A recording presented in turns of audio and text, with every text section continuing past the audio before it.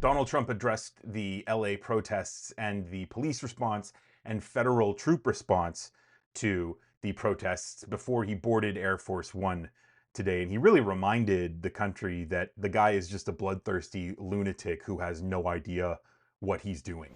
Do you foresee those protests spreading to other cities, Chicago, New York, for example, in the next few days? Yes, we're going to be watching it very closely. And when they spit at people, you know, they spit. That's their new thing. They spit, and worse, you know what they throw at them, right? And when that happens, I have a little statement. They say, they spit, we hit. And I told them, nobody's going to spit on our police officers. Nobody's going to spit on our military, which they do as a common thing. They get up to them this far away, and then they start spitting in their face. That happens, they get hit very hard. What are the rules of engagement for federal troops? We'll see what happens. If we think there's a serious insurrection or less than that, we're going to have law and order. Very important. How would you define an insurrection? You have to really just have to look at the site. You have to see what's happening. Last night in Los Angeles, we watched it very closely. There was a lot of violence there. There was a lot of violence, and it could have gotten much worse. And you have an incompetent governor. Just take a look at the train stations that he's building. Like 20 times over budget. Nobody's ever seen anything like it. So I did call him the other night. I said, look, you got to take care of this. Otherwise, I'm sending in the troops. That's what we did. Thank you very much. Two things about what Trump said there. The first, that when they spit, we're going to hit. I mean, if you ask any reasonable person, any person in law enforcement, any person as part of the National Guard, if they think that police and troops should just start unleashing violence on protesters if someone spits at them, they would tell you that that is incredibly dangerous. It's a recipe for disaster. Their goal is to maintain peace. It's not to beat protesters senseless. That's not how it works. Every step of the way, when Donald Trump talks about things, he is a violent person. And that's really what I think the media needs to start focusing on, is that Donald Trump is out of control violent. And then he was asked by a reporter if he can define insurrection, because again, now Donald Trump wants to call this an insurrection, right? Not the people who stormed the Capitol to overthrow our government. No. It's the Hispanic community in LA who are trying to defend their brothers and sisters from being kidnapped by ICE agents. And of course, when Donald Trump is asked to define the insurrection happening in LA, define insurrection, he can't. And he changes the subject and starts attacking Gavin Newsom and the costs of the train stations. I mean, what an utter lunatic.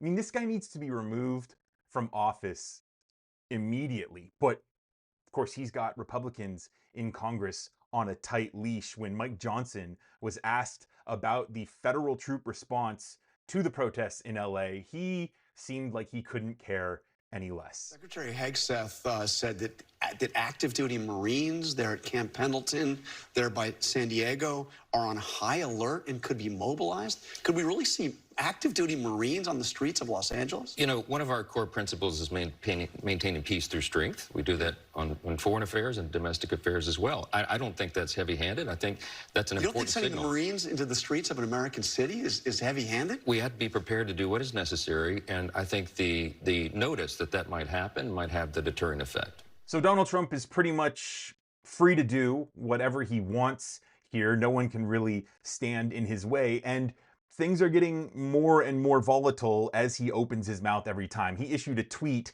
saying a once great American city, Los Angeles, has been invaded and occupied by illegal aliens and criminals. Now violent insurrectionist mobs are swarming and attacking our federal agents to try and stop our deportation operations. The way he uses swarming there is just disgusting. He's dehumanizing these people like he does to all black and brown people time and time again. He says, but these lawless riots only strengthen our resolve. I am directing Secretary of Homeland Security Kristi Noem, Secretary of Defense Pete Hegseth, and Attorney General Pam Bondi, in coordination with all of the relevant departments and agencies, to take all such action necessary to liberate Los Angeles from migrant invasion and put an end to these migrant riots. Order will be restored, the illegals will be expelled, and Los Angeles will be set free. Thank you for your attention to this matter. I mean, just such a weird way to end there. This really does sound like it was written by Stephen Miller. That attempt to dehumanize, saying they're swarming, calling them illegal aliens and criminals, that they're invading, and that he's going to liberate Los Angeles. I mean, this is really just more insanity coming from this Trump administration. I don't know how long we can go with this type of behavior, as it's going to increase the response, the level of response to these matters. Because as Donald Trump tries to double down and send more troops in and send more ICE agents in, these communities are not going to back down. Donald Trump here reminding us that the guy is completely out of his league when it comes to actually handling crises. And he has people like Kristi Noem, Pete Hegseth, and Pam Bondi who are complete shills, and they have no idea what they're doing. In response to this, Kristi Noem was actually asked about the protests today, and her response couldn't have been any more hypocritical than what we usually hear from Kristi Noem. California's governor doesn't want the federalized system here. He says he's got it under control. There's no shortage of law enforcement. Gavin Newsom said he's called in California Highway Patrol. He says the Trump administration is seeking a spectacle here. He's saying to protesters, don't get violent, don't engage. Well, if he was doing his job, then people wouldn't have gotten hurt the last couple of days. We wouldn't have officers with a shattered wrist from bricks being thrown through their vehicles being burned, flags being burned in the street, and Molotov cocktails being thrown. Governor Newsom has proven that he makes bad decisions. The president knows that he makes bad decisions, and that's why the president chose the safety of this community over waiting for Governor Newsom to get some sanity. And that's one of the reasons why these National Guard soldiers are being federalized, so they can use their special skill set to keep peace. We're not going to let a repeat of 2020 happen. And if you remember, it all happened in Tim Walz's state in Minneapolis, which was a neighboring state, and a governor at the time. And Governor Tim Walz made very bad decisions and then tried to get the as governors to send our National Guard in to bail him out when he let his city burn for days on end. Well, he called in National Guard 2 days after the protest, but that was a point of contention, I know, in hindsight. Of course, she attacks Gavin Newsom, saying that he makes a series of bad decisions and that they're insane decisions. Like Donald Trump is the one who's bringing the sanity. I mean, what are we even talking about here? And we've seen that, you know, Gavin Newsom has stood up to Donald Trump time and time again when it comes to immigration, when it comes to sanctuary cities, when it comes to fire relief for California.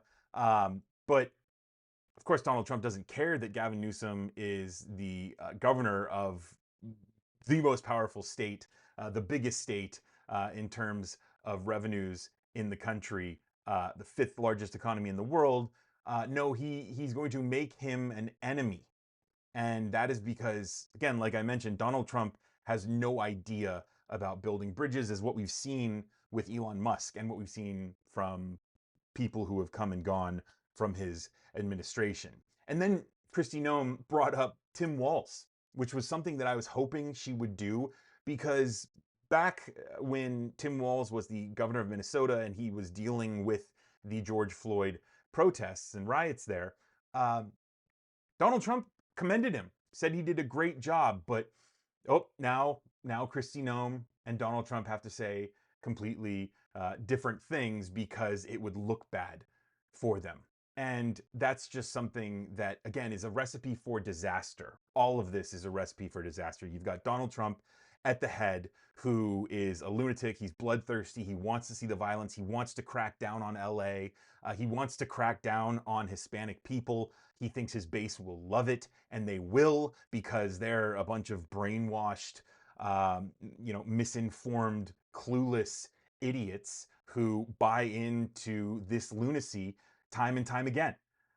And we have communities who want to protect each other in Southern California and across the country in big cities. They want to protect each other from essentially having their family members be deported wrongly to an El Salvador prison and then stuck there for weeks and months on end because Donald Trump refuses to do anything about it. So this is all a recipe for disaster. Stay tuned because it looks like this is only going to get worse and worse as both sides, really Donald Trump doubles down and the Los Angeles community responds to that.